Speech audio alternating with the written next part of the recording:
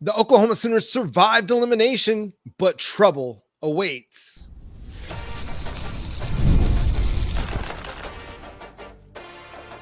You are Locked On Sooners, your daily podcast on the Oklahoma Sooners. Part of the Locked On Podcast Network, your team every day. What's up, Sooner Nation? Welcome to Locked On Sooners, and thank you for making Locked On Sooners your first listen every single day. Shout out to all the everydayers out there. This episode is brought to you by Monarch Money. Take control of your finances with Monarch Money. Use code LOCKEDONCollege at monarchmoney.com for 50% off your first year at monarchmoney.com. I'm John Williams of Sooners Wire at USA Today Sports. On today's show, we're going to talk about a top 10 linebacker that the Oklahoma Sooners made the cut for. Also, that the offensive line is going to be the difference in 2025. But first, we got to talk about Oklahoma's big win over the Oregon Ducks, 4-1 to survive in the Women's College World Series. Now they will go into a Monday where they have to face the Texas Tech Red Raiders, and they got to win too in order to advance to the Women's College World Series final. But this was a big win for the Sooners. Oklahoma started Kiersten Deal in the circle, and she pitched a good few innings for the Sooners, only allowed one home run, was able to avoid some trouble, got some big strikeouts in the game. But Oklahoma was able to answer with the Isabela Emerling home run. That she has been swinging hard for the entire Women's College World Series, and eventually she was going to connect with one. And she did, and she crushed it. Cydney Sanders also helped lift Oklahoma with 2 home runs, and they needed a bounce back game like this. You know, this is the first time in the run where it seems like Oklahoma's maybe the most vulnerable it's been, but they continue to find ways to just gut out big performances and big wins. So Kiersten Deal gets the start. Sam Landry comes in, pitches 4 1/3 scoreless, and puts Oklahoma in a position where she could go out and start on Monday because she only threw just north of 60 pitches in the game, was very, very efficient, got in, got out, took care of business, and they advanced and they made it to the semifinals of the Women's College World Series for the 9th consecutive time. And I saw a note where now Oklahoma's like 9, they've won 9 consecutive elimination games. That's crazy. Like, that is insane. It's one of those streaks that it's hard to do. Like, it's hard to go and win that many games. I had to go back to 2021 to find the last time that Oklahoma was in an elimination game prior to the semifinals. And that was against James Madison. Remember, they get beat by James Madison in the opener of the Women's College World Series. Odyssey Alexander, she pitches that gem. Oklahoma loses in extra innings, and then they have to go and win elimination game after elimination game. And they did. They took care of business, won every single game, got to the finals against Florida State, and then again took care of business there and won the national title. That was back in 2021. That roster had Jocelyn Allo, had freshman Tiare Jennings and Jada Coleman, had a Kinsey Hansen, Grace Lyons. It was a really, really good lineup. And it just got beat, similar to what happened when they faced Texas just the other day. Sometimes a good team gets beat, but it's about how a good team responds. And Oklahoma responded in the right way. They played really, really sound defense. They picked their pitchers up, and they came through in a little bit better way with runners on base. The other day against Texas, they left 9 runners on base. They were 0 for. Against Oregon, they were 3 for 9 with runners on base. Still not great, but a 333 clip. That's much, much better. With runners in scoring position, can still afford to be a little bit more efficient on that. They were 0 for 6 with runners in scoring position. So got to be better there. With 2 outs, they were 2 for 9, which, hey, that's going to get them a lot of opportunities when they hit with 2 outs.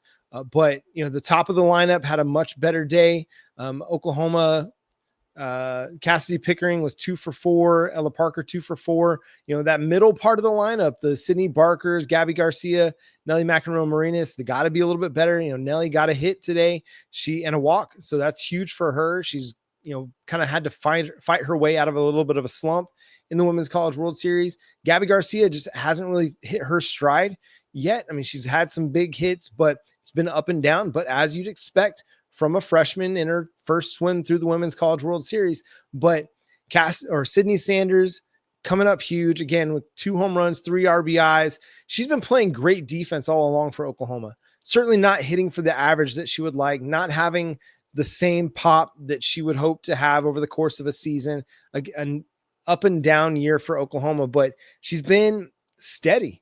And she's been someone that you can rely on every single day in the lineup because of her defensive prowess. And that kind of thing matters. And we saw it against, was it against Tennessee just the other night? You know, she had several big plays in that win to help, you know, get an out at home that would have led to a run, help, you know, provide the stretch in those double plays that Oklahoma's defense was turning behind Sam Landry.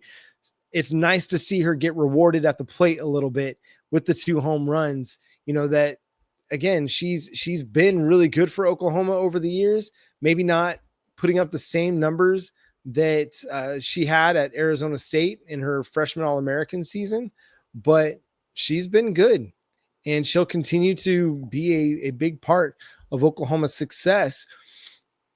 And so, yeah, it's kind of the unheralded hitters in this one, Emerling and Cydney Sanders, among their everyday players. Those are the two at the bottom of the batting average rankings for Oklahoma. You know, Sanders upped her average to 295. Isabela Emerling just hitting 217, but big hit today, you know, gives her 12 home runs on the season. Cydney Sanders now has 13 home runs on the season. So it's just a matter of now finding the rest of the lineup coming through in big situations. They're going to have a big challenge on their hands on Monday against Texas Tech when they face Nyjah Kennedy. But they've, you know, Oklahoma's had success against Nyjah in the past. Difficult, no doubt, but, you know, they were able to beat Stanford back in the Women's College World Series. Back in, what year was that? I'm trying to find it real quick. It was back in 2023. You know, Oklahoma, they, you know, had to go to extra innings to do it. But Stanford got off to a 2-0 lead in the first inning, and Oklahoma answered over the second and third innings with a Jada Coleman home run. Kinsey Elena Torres had a sacrifice fly, but then it was the Tiara Jennings double in the ninth inning that pushed them over the top against Nyjah. You know, she pitched a lot of innings for them that season, and she's been doing even more work for the Texas Tech Red Raiders. Texas Tech making their first Women's College World Series appearance, and Nyjah has been fantastic so far. She's throwing just about every inning for the Red Raiders. She's allowed just one run in the Women's College World Series, beat Ole Miss 1-0, beat UCLA 3-1. And, you know, you go back even to the regionals and the super regionals, in the supers, allowed just one run to Florida State in 2 games. In the Lubbock regional, they allowed, Mississippi State got to them a little bit. There was a 9-6 game. And I'm looking to see if Nyjah started that one, but yeah, Nyjah Kennedy gave up 3 earned runs total in 5 innings pitched. This is somebody that can't be hit. You know, she's great. She's fantastic. She's the best pitcher in softball. If not her, then Jordy Ball or Carlin Pickens. She's probably the best pitcher in softball. Nyjah Kennedy is, but Oklahoma has hit her before. Other teams in this tournament have hit her before. She's not unhittable. She can be hit. It's a matter of, can you string enough hits together? Can you get the big hits in clutch situations to beat her? And Oklahoma may have to beat her twice. If you beat her in the first game on Monday, you'll have to go to a second game Monday night. And will you get enough pitching to be able to keep Texas Tech's lineup at bay? And will you be able to score enough off of Nyjah Kennedy? Because you're going to have to score some runs. This is going to be one of those games where you're probably going to have to put up 4 or 5 runs to win in the first one and in the second one, because your pitching is taxed. And Sam Landry has been fantastic, but you can't just expect that she's going to be able to go toe to toe for 2 games with Nyjah Kennedy. Your offense has to go and come through. And I think Oklahoma's offense will. When they lost that game to Texas, they looked pissed. You look at some of the pictures post game, they're just watching Texas celebrate and they're like, noted, say less. So big games coming up Monday night. And listen, I still like Oklahoma's chances to win it all, but they've got some big challenges ahead of them on Monday. We'll discuss that after it happens here on Locked On Sooners. Next, we're going to talk about what's going to make the biggest difference for the Oklahoma Sooners in 2025. It's the offensive line, but we'll discuss coming up next here on Locked On Sooners.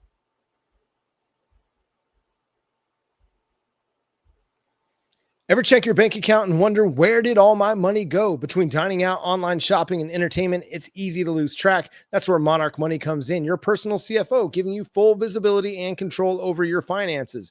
Monarch Money isn't just a budgeting app, it's a complete financial command center. You can track all your accounts, investments, and spending in one place, so you stop just managing your money and start building wealth. Instead of juggling multiple apps, you can use Monarch to check your finances, track spending, and even plan long-term goals. Managing money with Monarch with your partner is smoother than ever. You can share, track, and personal accounts, set up goals, and stay on the same page without stress. So take control of your finances with Monarch Money. Use code LOCKEDONCollege at monarchmoney.com for 50% off your first year. That's monarchmoney.com, code LOCKEDONCollege for half off your first year over at monarchmoney.com. Thanks again for making Locked On Sooners your first listen every single day. Shout out to all the everydayers out there. Tune in and subscribe to the show wherever you get your podcasts. We're free and available on all podcast platforms and on YouTube, so hit that subscribe button and that notification bell to let you know when new episodes drop. Part of the Locked On Podcast Network, your team every day. We're going to talk about a linebacker that Oklahoma made the top 3-4 coming up in the third segment. But first, I asked a question over on the YouTube side of things. Put a post out there. What do you think is going to be the biggest difference maker for Oklahoma in 2025 for them to have some success? And we've talked a lot about John Mateer. We've talked a lot about Jaden Knott. We've talked a lot about the wide receiver turnover. But we got to talk about the offensive line, because this is the area that I think was the biggest letdown in 2024. Yes, your wide receiver injuries were a problem. Yes, the quarterback situation was so up and down, so inconsistent, so turnover prone.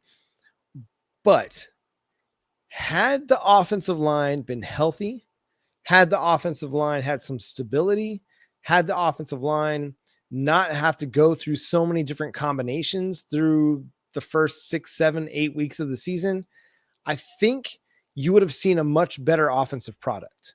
Would have been great? I don't know. I'm not going to go that far. But if the offensive line was good, say it's even average to above average, I think you get a better offensive production. But there were times when Oklahoma's offensive line was just not good. And it was shocking. It was striking to see just how bad Oklahoma's offensive line was at times last year, whether it was not being able to open up holes in the run game, whether it was not being able to pass protect. There were times it did not resemble an Oklahoma Sooners offensive line. And yeah, they went through a bunch of injury issues. Their centers, you lost Garion Hatchett. You lost Troy Everett for the first part of the season. Branson Hickman barely played for you at all. And that was a big transfer portal pickup last offseason from SMU, but you barely got to see him. And then you had to go to Josh Bates, and he just wasn't quite ready. And it pains me to say that because he's a friend of the show, had him on multiple times when he was in high school, just wasn't quite ready. And you just ran out of center options at left guard, left tackle. You were running through guys because you had a bunch of dudes injured and you didn't quite have the experience or stability that you needed at offensive line to be better than what you were. Michael Tarkin was solid. Fabechi Wiwu started off rough, but picked his game up over the second half of the season and played much better. When you got Troy Everett back, that helped a lot, but still you didn't really have a great left side of your offensive line. Now, Heath Ozada did some really, really good things at times. Logan Howland did some really, really good things at times, but still it's an offensive line that needs to show significant improvement. And I think that they will. So you're looking at an offensive line that's going to start likely Jacob Sexton at left tackle, Eddie Pierre-Louis at left guard, or Heath Ozada. There might be more, camp competition that occurs there this August that determines who's going to start at left guard. But if you go with a Heath Ozada, who's gotten a lot of experience now after the 2024 season, or you go with Eddie Pierre-Louis, who is a fast, physical, athletic freak of nature, just very raw still. Either way, whoever wins that battle, you're going to know actually earned the opportunity, as opposed to what happened last year, where so many of those starts or snaps that were given out were out of necessity. a lot of times because you just were out of dudes. And at center, you're looking at Troy Everett, and then maybe Jake Michael, and maybe he comes in and he takes a job. We'll see. I mean, he'd have to go out there and prove that he was 100% better than Troy Everett to take that job, because I think Bill Bedenbaugh wants to reward Troy Everett's work and his effort and his leadership and what he's done. And Michael might be the plan for 2026 at center. And then you look at a right guard for Febechi Wiwu. I know a lot of folks were down on him, but remember, he earned SEC Offensive Lineman of the Week after Oklahoma just bullied the Alabama Crimson Tide, and Xavier Robinson went for big runs, namely to the right side of the offensive line, but behind him. And, right tackle, I can't remember who was playing right tackle. It might have been Tarkin playing right tackle at that point. But then at right tackle this year, you're looking at a Derek Simmons. Derek Simmons coming over from Western Carolina, again, a guy that's going to have to make a big step up in competition. But you look at what he did against NC State and against Arkansas over the last 2 years in non-conference play for Western Carolina, and he was good. He only allowed a combined like 2 or 3 pressures, which that's pretty solid when you're going up against Power 4 competition. And, he's going to have better offensive linemen playing with him. He's going to be in a better offense than what he was at Western Carolina. So he's going to have a chance to continue to improve, and he's going to get developed by Bill Bedenbaugh, being Oklahoma's strength and conditioning program. So that's going to give him the opportunity to further develop his skills and his talent. And you look behind those starting 5, and I think this is where everybody's a lot more excited. So first of all, your starting 5 made it through spring ball healthy. I know we touched on that throughout the offseason, but I think it's an important part of this whole discussion where you're going to have offensive line continuity from the spring all the way through summer, all the way into fall camp. Knock on wood, barring nobody gets injured, nobody gets dinged up, banged up, and held out of fall camp, you're going to have a chance to have those guys working together all off season through spring and fall camp, helping to solidify and stabilize that offensive line. And then you go to the 2 deep. And again, you at left tackle, it could be a Luke Baklenko. It could be an Isaiah Autry-Dent. It could be Logan Howland at left guard. If it's not Eddie Pierre-Louis that's starting, then he's going to be your backup, either him or Heath Ozida. Like that 1-2 punch at left guard is going to look really nice. Jake Michael or Troy Everett at center. That's looking really good. Like your 2 deep is already looking much better. Michael Fasusi over at left tackle, completely blanked on him. My apologies to everybody out there, but Michael Fasusi over at left tackle as your number 2 left tackle, that speaks volumes to where he's at in his development. And I think a lot of people wouldn't be surprised if he went out there and he took a job and he ended up being your starting left tackle at some point in 2025. But then at right guard, you have Ryan Foje, another dude that everybody's excited about, somebody that they think is going to factor in and be a part of that offensive line rotation. If he can come in and be the guy that everybody expects him to be, listen, it might not be in 2025 because he's a true freshman, but if it's not, it's in 2026. And him and Fasusi are both going to be incredible players for Oklahoma. And then again, at right tackle, I mentioned all those guys at left tackle that could be options. There's similar options over at right tackle, like Luke Baklenko and Isaiah Autry-Dent and Logan Howland. So if Michael Fasusi is your number 2 over at left tackle, then you've got some really good potential options over at right tackle. You've got a veteran in Luke Baklenko. You've got young up-and-comers in Logan Howland and Isaiah Autry-Dent. That gives you a lot of intriguing options on your 2 deep that you feel better about, you feel more comfortable with. The guys that you were thrusted into the starting role last year, they weren't quite ready, and now they don't have to be ready. Logan Howland can continue to develop his game. Isaiah Autry-Dent can continue to develop his game, and you have a nice veteran insurance policy in Luke Baklenko, who could play probably both tackle spots and maybe even slide inside and play some guard if you needed him to.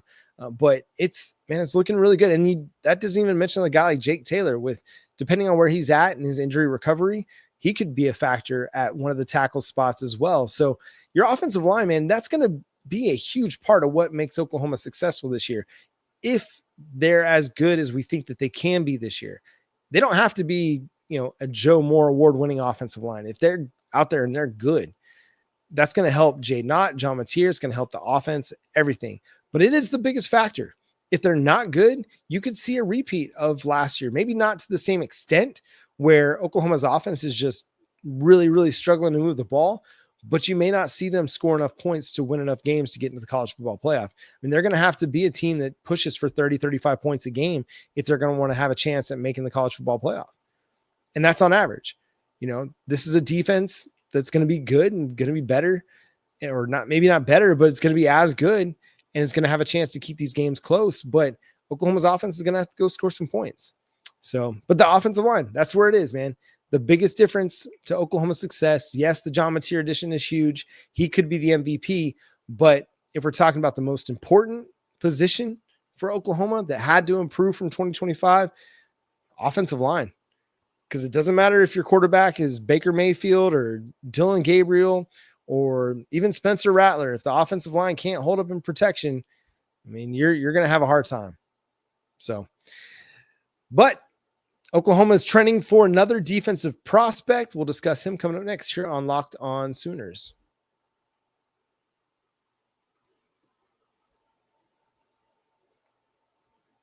Once again, thanks for making Locked On Sooners your first listen every single day. Shout out to all the everydayers out there tuning in, subscribe to the show wherever you get your podcasts. We're part of the Locked On Podcast Network, your team every day. The Oklahoma Sooners made the top 3 for DeQuivis Beck, a 2026 linebacker out of Texas, from Carthage, Texas. This is a dude that's really good. I know we say dude a lot on the show. Somebody pointed it out in the YouTube comments, but I can't help it. Sorry. I lived in California from age 2 to 14. Dude is just imprinted into my brain. So he's a really good football player, though. A guy that, to me, he could play cheetah. You could play him at cheetah. He's really good as a stand-up edge, someone who's quick off the line of scrimmage. He does a really good job setting the edge. A lot of times linebackers playing off ball, they like to run free and flow free, but he's not at all afraid of getting in and mixing it up with offensive tackles, setting the edge out there in the run game and making sure that running backs aren't getting by him. But I really like his first step off the line of scrimmage. He's really, really quick. He blows by offensive linemen. And I'm watching a lot of these clips, and some of it is, okay, why are you letting him be unblocked? He's an unblocked edge player getting a free run at a running back or a quarterback. And it's kind of maddening to watch it happen. But at the same time, if they slid protection that way, I don't know if they'd even get to him because he's that quick off the line of scrimmage. I like the way that he runs. He is a guy with a good motor. You see many plays where he is the backside pursuit on the run play, and he just keeps looping around until he gets to the running back, and he's making plays going from one hash mark to the to the sideline on the other side and making the play. He tracks down the ball carrier really, really well. As an off-ball linebacker, I see some kind of Danny Stutzman traits where he's very patient as a linebacker. He's somebody that, he can see the play developing. He's methodical in the way that he gets to the ball carrier when he's playing that inside linebacker position. There's no hesitancy at all. It's maintaining his gap integrity and then getting downhill. It's a little bit different than the way he plays off the edge. The way he plays off the edge, man, he just screams off the edge. He comes and he plays hard. He plays fast. He's listed at 6'1", 205 in some places. And I mean, he's going to have the body and the build to be able to bulk up a little bit and probably get to 220, 230 without much difficulty. But to start him off, I mean, he seems like a guy that could factor in as a cheetah because he's got the ability to play off the line of scrimmage or on the line of scrimmage, on the edge, set the edge well, not afraid to mix it up, not afraid to get in there and get his nose dirty. And then he's somebody that can back off. He can play in coverage a little bit as well. There were several snaps where I saw him lining up in the slot, carrying receivers deep into the zone in his responsibility, but really, really like where he's at in his game. Just looks like a very smart football player, fundamentally sound as well.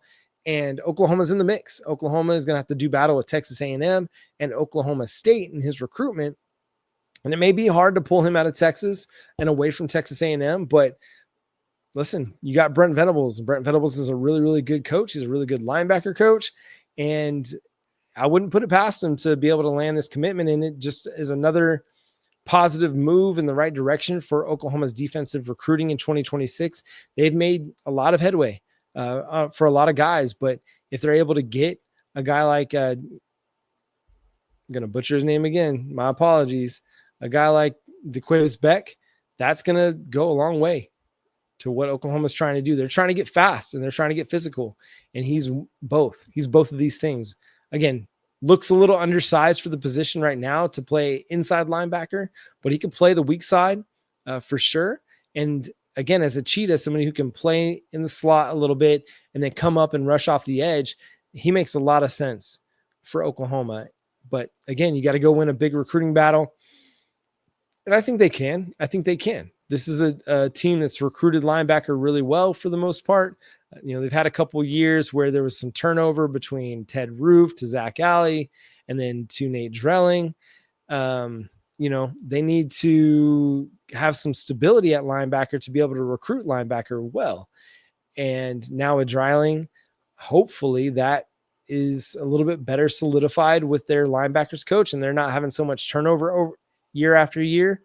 Because Zach Alley just kind of took the year off, it seems, and didn't seem all that interested in recruiting for Oklahoma because they landed James Nesta, and that was about it in the 2026 recruiting or 2025 recruiting class. So that was 2024. Marcus James was 2025. But they've got to find a way to get more linebacker commitments down the road because who knows, after this year, you could be losing Kobe. You could be losing Kip. You're going to lose Kendall Daniels. So that's 3 significant pieces of your linebacker room that are going to be gone. You'll have Samuel Masigo still, and you'll have Marcus James, but you're going to have to start adding some significant depth behind them to make sure that you're not an injury away from, not having a starting capable linebacker available for you. You got to start rebuilding that depth, retooling that depth. Hopefully you get Kobe and Kip for this year and next. And that depth is still good, or at least you get one of those two back for 2026 so that it's, say Kobe and Samuel Masigo, and you're not running Samuel Masigo out there with an inexperienced linebacker next to him, or maybe you go dip into the transfer portal a little bit to figure that out. But you got to start landing some linebacker depth. They got Ja'Cory Smith committed in the 2026 cycle. They're going after Nico Jandro's brother, Bo Jandro, to try and get him in the mix as well at linebacker. And they've got several other linebacker targets that they're trying to earn commitments for. The other little recruiting note here is Jaden O'Neal, Oklahoma's quarterback commit, is or was off visiting Arizona, had an official visit with the Wildcats. So the quarterback saga continues for the Oklahoma Sooners. Where that all ends up, who knows at this point. If I were going to put any kind of, guess on it, I'd probably say that Jaden O'Neal is not a Sooner and that Bo Bentley is. I'd say it's probably better than 50% chance at that, but that's just reading tea leaves and just kind of seeing the writing on the wall a little bit. But again, Oklahoma's going to have to win a big recruiting battle, which this next weekend, I think they're going to have Bo Bentley on campus and trying to lure him away from what I'm sure is a big LSU Tigers push that was this past weekend as well. But that's going to do it for today's episode of Locked On Sooners. Thanks so much for tuning in, being a part of the show. Subscribe to the show wherever you get your podcasts. We're free and available on all podcast platforms and on YouTube. So hit that subscribe button and that notification bell to let you know when new episodes drop. You can follow my buddy Jay at Unfair Sports. He's off having some much deserved family time with the wife and the kids. And so shout out to Jay for getting the opportunity to go do that. But follow him at Unfair Sports. Go check out his channel, Unfair Sports, over on YouTube. You can follow me at John9Williams, and you can read my work covering the Sooners over at SoonersWire.com. The show is at Locked On Sooners on all of your favorite social media platforms. But until next time, I'm John Williams, Boomer Sooner. Yeah, Oklahoma's recruiting is starting to heat up. It's the summer months. It's Oklahoma's time.